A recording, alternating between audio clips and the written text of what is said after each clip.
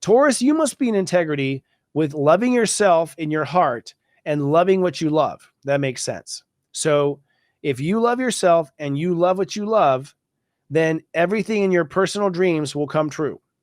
If you don't love yourself and you love what you love, then you will find that your creative projects, things your heart was trying to build, let's say you're trying to get tickets to a rock and roll concert or something, you won't get it because you weren't loving yourself and loving your love. Loving your love means that everything you love, you actually love again.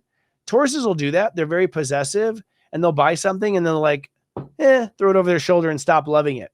So what the universe is saying is like, it only needs to be you loving you and all the things you love. If you don't love it, you should get rid of it, Taurus, and you should not have it in your life, basically, is what for Tauruses, because it will muck up your ability to manifest. So if you love yourself and love what you love, then your dreams will start to come true. Romance will start to go forward.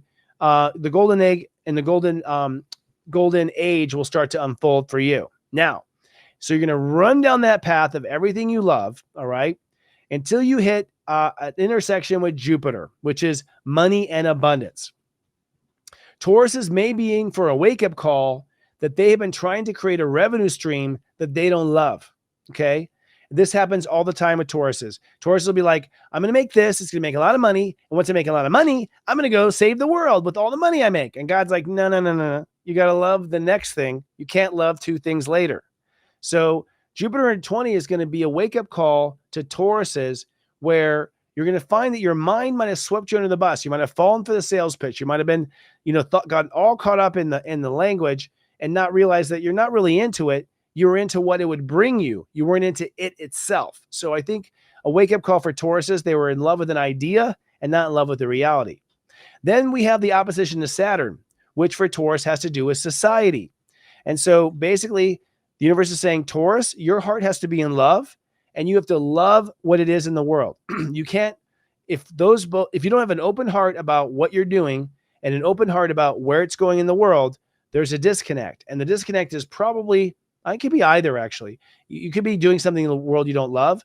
You could be not in love in the moment because you're too busy doing something in the world you don't love. So you must be happy in the moment and you must be happy with where you are in the world, or your heart must be open and okay with it.